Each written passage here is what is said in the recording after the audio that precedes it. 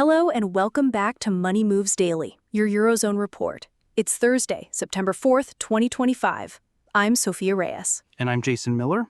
Sophia, after a bit of a wobble earlier in the week, it looks like European markets are showing some resilience today. The DAX, CAC 40, and Euro Stoxx 50 are all nudging into positive territory. What's driving this mixed bag of sentiment? Indeed, Jason, while we're seeing some green on the screens today, the underlying economic picture remains nuanced. The big story we're dissecting is the latest Euro area ZEW Economic Sentiment Index, which unexpectedly dropped in August. It tells a story of weakening investor morale, even as we see a recovery in some equity sectors. So investors are feeling less confident despite what some might see as market gains. What does that ZEW drop actually signify for people in the Eurozone? Does it mean trouble brewing beneath the surface of today's market uplift? Exactly. The ZEW indicator of economic sentiment for the euro area decreased to 25.10 points in August from 36.10 points in July. This indicates that analysts and institutional investors are becoming less optimistic about the economic outlook for the next 6 months. It's a significant dip, well below market expectations, suggesting that despite a stronger start to the summer, concerns about the broader economic trajectory are growing. That's a stark contrast to what we're seeing in some headlines, isn't it? So if the experts are feeling this way, does it mean we should be bracing for a tougher autumn? And how does that square with the inflation picture? Because I know we've had some new numbers out of France, Germany, and Spain. That's where it gets even more complex. We've seen mixed bag on the inflation front. French HICP inflation actually fell to 0.8% year over year, driven by muted services inflation. Spain's headline inflation remains steady at 2.7%, but then German HICP inflation surprised to the upside, coming in at 2.1% year over year, largely due to base effects in energy and goods and persistent strong food prices. So some countries are cooling, others are still heating up. How is the European Central Bank supposed to set a single policy with such different realities on the ground in its core economies?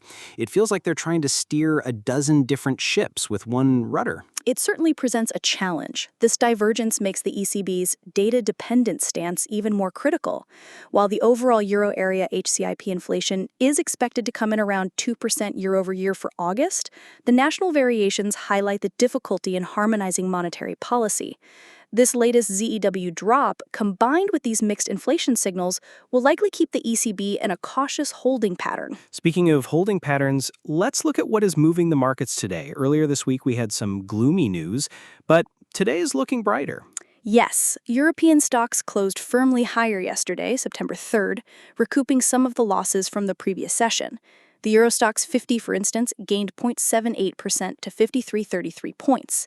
We saw the tech sector bounce back strongly, with giants like SAP adding 3% and ASML up significantly.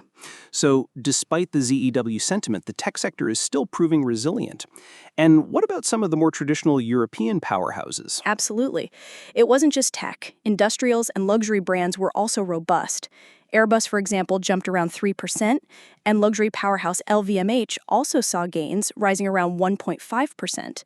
This suggests that while broader investor sentiment might be wavering, certain sectors with strong fundamentals or specific demand drivers, like luxury goods benefiting from non-Eurozone tourism or resilient global demand, are continuing to perform well.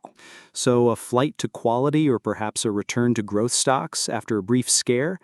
It's a fascinating dichotomy to see these individual success stories against the backdrop of a more cautious overall economic outlook. Precisely. It highlights the market selectivity.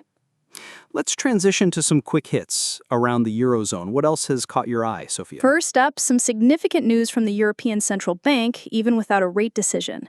On September 3rd, ECB President Christine Lagarde issued a strong warning on stablecoin regulation. She emphasized that the EU must close existing gaps to prevent destabilizing runs on reserves, calling for equal requirements for both EU and foreign stablecoin issuers. So basically no loopholes for crypto that could destabilize the traditional financial system. Does this mean we're seeing the ECB getting more aggressive in controlling digital assets, fearing a financial contagion? That's a fair interpretation, Jason. Lagarde was quite clear, stating that without a level global playing field, risks will always seek the path of least resistance. She explicitly warned that in the event of a run, investors would naturally prefer to redeem in the jurisdiction with the strongest safeguards, likely the EU, which could strain EU-based reserves if non-EU firms operate under looser rules. It's about protecting the stability of the Eurozone's financial system. Got it. What else is making waves? In other ECB news, we've heard recent comments from key policymakers on rate adjustments. On September 2nd, ECB's Simkes stated there's no reason to adjust rates now, with Schnabel adding that rates are already mildly accommodative. This reinforces the message that the ECB is likely done with aggressive tightening for the time being, leaning towards a wait-and-see approach. More of that data-dependent clarity then. And finally, any other quick developments? Yes, we can't ignore the fiscal concerns that caused market dips earlier in the week. Reports indicated ongoing worries about the French budget and liquidity in Dutch bonds. These issues, while perhaps overshadowed by today's market rebound, remain a key area of attention for investors, highlighting the fragilities in national finances within the broader Eurozone. All right, looking ahead, what should our listeners be watching out for in the next 24 to 48 hours? Any key data releases coming up? Absolutely, Jason. All eyes will be on the flash Euro area HICP inflation report, which is expected to be released next Tuesday. Following the mixed national figures we discussed, this aggregate number will provide the most up-to-date picture of price pressures across the entire Eurozone. And how might the markets react to that? A figure significantly above or below the expected 2% could trigger strong market movements. If inflation proves stickier than anticipated, it could reignite speculation about potential, albeit unlikely, future ECB tightening or at least prolong the current restrictive stance. Conversely, a noticeable drop might give the ECB more room to consider further easing down the line, although that seems less probable given recent comments. It will certainly inform the ECB's September 11th main refinancing operations rate decision. So, still plenty of data to digest and uncertainty to navigate. Absolutely, Jason. Always. Well, that wraps up our daily briefing. Today, we delved into the surprising dip in Eurozone ZEW sentiment, celebrated the market's rebound led by tech and luxury, and touched on Lagarde's push for tighter stablecoin regulation and ongoing fiscal concerns. And we've highlighted the crucial Euro area HICP flash inflation data coming next week, a definite must-watch for anyone following the Eurozone's economic pulse. That's all for Money Moves Daily, the Eurozone Report. I'm Jason Miller.